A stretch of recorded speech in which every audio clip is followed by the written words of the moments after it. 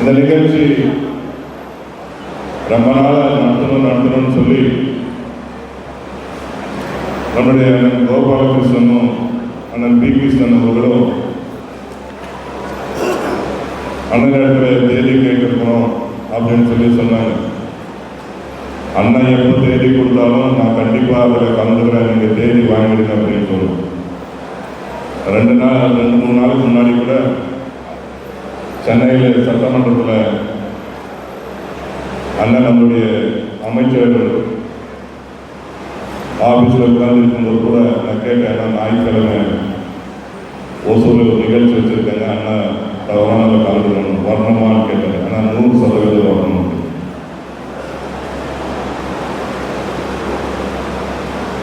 அண்ணன் எனக்கு ஒரு 35-38 வருஷத்துக்கு முன்னாடியிலிருந்து பழக்கம். அவர் தான் என்னை இந்த அளவுக்கு வளர்த்திருக்கிறாருன்னு கூட சொல்லலாம். சென்முகன் நான் முதல்ல டிவிஎஸ்ல வேலை செய்யும்போது அங்கே ஒரு பெரிய நெருக்கடி வந்தது. இந்த நெருக்கடி வரும்போது ஏதாவது ஒரு யூனியன் ஆரம்பிக்க வேண்டும், தொழிற்சங்கத்தை ஆரம்பிக்க வேண்டும் என்று நாங்கள்லாம் ஒரு குரூப் சேர்ந்தோம். அப்படி சேரும்போது இந்த ஓசூர் பகுதியில் இருக்கக்கூடிய சில தொழிற்சங்கத்தினுடைய தலைவர்களெல்லாம் எங்களை வந்து சந்திச்சாங்க. அந்த சங்கத்தை ஆரம்பிக்கலாம், இந்த சங்கத்தை ஆரம்பிக்கலாம், நாங்கள் அப்படி உங்களுக்கு சப்போர்ட் பண்ணுறோம், இப்படி சப்போர்ட் பண்ணுறோம்னு சொல்லி நிறைய பேர் வந்தாங்க. அப்புறம் இறுதியாக நம்முடைய அசோக் லைலாண்ட் தொழிலாளர் முன்னேற்ற சங்கத்தின் சார்பாக வந்து எங்களை சந்தித்து, நீங்கள் தயவு செஞ்சு யாரும் பேச்சு கேட்க வேண்டாம், நீங்கள் தொழிலாளர் முன்னேற்ற சங்கத்தை ஆரம்பிங்க, உங்களுக்கு எப்பவுமே நாங்கள் உறுதுணையாக இருப்போம், தலைவர் அடுத்தது முதலமைச்சராக போகிறோம்னு சொல்லி எங்களுக்கு சொன்னாங்க. சரி என்ன பண்ணணும்னு கேட்டோம். வாங்க எல்லாம் சென்னைக்கு போவாங்க, யாரும் பார்ப்பாங்க. நம்மளுடைய தோமுசா தலைவரும் நான் பண்ண செயலாளர் இருந்தார் நினைக்கிறேன். போனோம். அண்ணனை முதல்ல ஆவடியில் ஒரு வீட்டில் இருந்தார். ஆவடியில் அங்கே போய் அண்ணனை சந்தித்தோம். சந்தித்த உடனே அண்ணன் சொன்னார், நீ ஒன்றும் கவலைப்பட வேண்டாம், இதோ நாங்கள் இருக்கிறோம், நான் ஓசூர் போகிறேன், நீங்கள் உங்கள் எல்லாருக்கும் சேர்த்து ஒரு மீட்டிங் போட்டு பேசி அதுக்கப்புறம் பதவி பண்ணி நம்பர் வாங்கலாம்னு சொல்லி 1987 அப்போ ஓசூருக்கு வரும்போது அவரை நாங்கள் ரிசீவ் பண்ணி கூட்டின்னு போய் சக்கரவர்த்தி ரோட்டில் ரூம் போட்டு அங்கே தான் பேசி அன்னைக்கு தான் மினிட் எடுத்துன்னு போய் சேலத்தில் பதிவு பண்ணுவோம். பதிவு பண்ணுறதுக்கே ஒரு பண்ணுறாங்க. அங்கேயே அண்ணா சொல்லி தான் தொழிற்சங்கத்தை பதிவு பண்ணும். அந்த அளவுக்கு நெருக்கடி கொடுத்தாங்க. அன்னைக்கிலிருந்து இன்னைக்கு வரைக்கும் அண்ணன் வந்து தனிப்பட்ட ஒரு வாசம் அங்கிலிருந்து தான் அவர் எப்பவும் ஓசூருக்கு இருந்தாலும் நாங்கள் அவரை போய் பஸ் ஸ்டாண்டில் காத்திருந்து பஸ்லேருந்து இறங்கி கூட்டிகிட்டு போய் ரூமில் தங்க வச்சுட்டு திரும்பி பஸ் ஏற்றி அனுப்புவதற்கு கூடவே அப்படி வளர்ந்தோம். படிப்படியாக வளர்ந்து அதுக்கப்புறம் அண்ணன் செங்கோட்வன் தலைமையில் ஒரு மாவட்ட செயலாளர் இருக்கும்போது ஒன்றிய செயலாளராக பணியாற்றி அதன் பிறகு தலைவர் அவர்கள் எனக்கு மாவட்ட கழகத்தினுடைய செயலாளர் பதவி வழங்கி இன்னைக்கு சட்டமன்ற உறுப்பினராக இருக்கிறேன் என்று சொன்னால் அதுக்கு அடித்தளம் அண்ணன் செண்முகன் என்பதை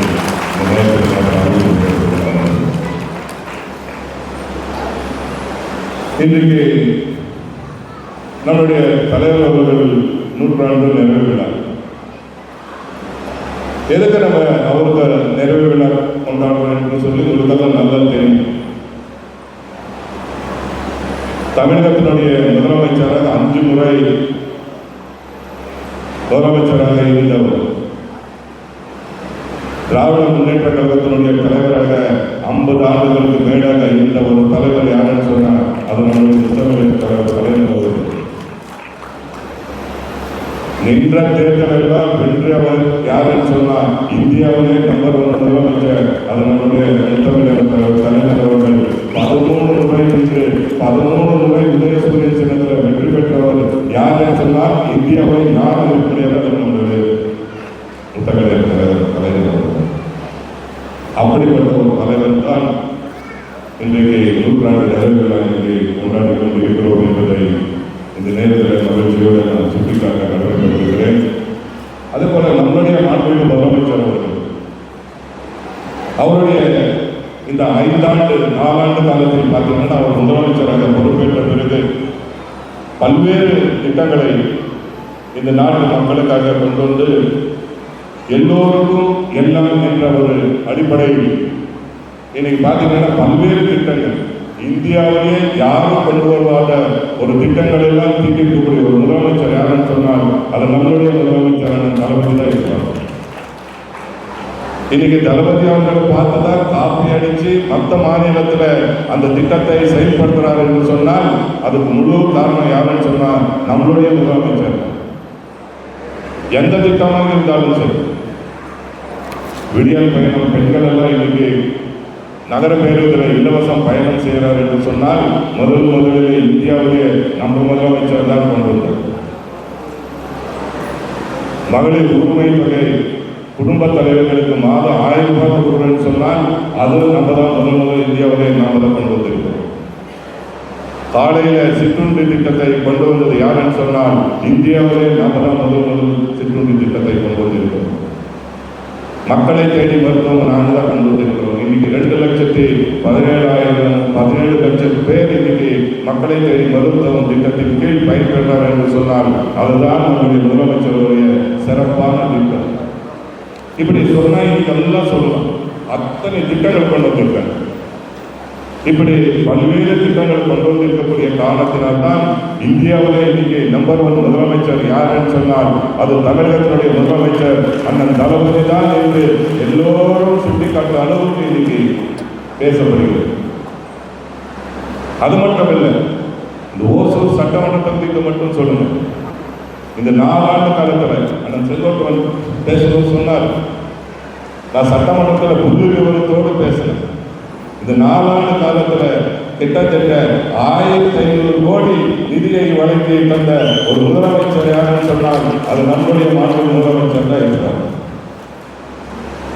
அதை தவிர நம்ம மேயர் அவர்கள் கிட்டத்தட்ட 100 கோடிக்கு மேலாக இந்த மாநகராட்சி நிதிகளை வளர்ச்சி பணிகள் மேற்கொண்டிருக்கிறாங்க. கடந்த 10 ஆண்டு காலம் ஒரு ஆட்சி இருந்தது. அந்த 10 ஆண்டு கால ஆட்சியில் ஏதோ ஒரு ஒசூருக்கு நன்மை கிடைச்சிருக்கிறது என்று சொன்னால் 100% இது பண்ணுறது. ஆனால் இவ்வளோ கோடி நான் கொண்டு வந்தாலும் இன்னைக்கு சும்மாவே பொய் சொல்றாங்கன்னு சொல்லி பேசுகிறேன். புள்ளி விவரத்தோடு சொல்றோம். நாங்கள் இன்னும் பொய்யா சொல்லலை, புள்ளி விவரத்தோடு சொல்றோம். என்னென்ன கொண்டு வந்திருக்கோம், என்னென்ன திட்டங்கள் கொடுத்துருக்காங்க, பேருந்து நிலையமாகட்டும், மருத்துவமனை ஆகட்டும், 4 வழி சாலைகள் ஆகட்டும், எந்த திட்டமாக இருந்தாலும் சரி புள்ளி விவரத்தோடு சொல்லியிருக்கோம். இந்த ஆண்டு 1000 கோடி கொடுத்திருக்காங்க. இந்த ஆண்டு இந்த பட்ஜெட் கிட்டத்தட்ட இந்த ஆட்சி வந்த பின்னாடி இந்த 4 ஆண்டுகளை பார்த்தீங்கன்னா 2500 கோடிக்கு இந்த வளர்ச்சி பணிகள் இந்த தொகுதியில் மட்டும் செஞ்சிருக்கிறோம்னு சொன்னா ஒட்டுமொத்தமாக தமிழ்நாட்டினோட வளர்ச்சி எப்படி இருக்குன்னு நீங்கள் யோசிச்சு பார்க்கணும்.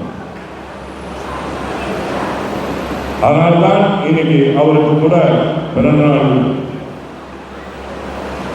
நிகழ்ச்சியை கொண்டாடி கொண்டிருக்கிறோம்.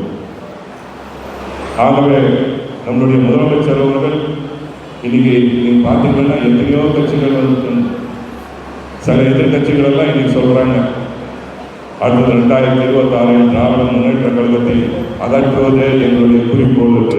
ஏன்னா இப்படிப்பட்ட அகற்றவர்கள் எத்தனை பேரை நாங்கள் பார்த்துட்டோம்.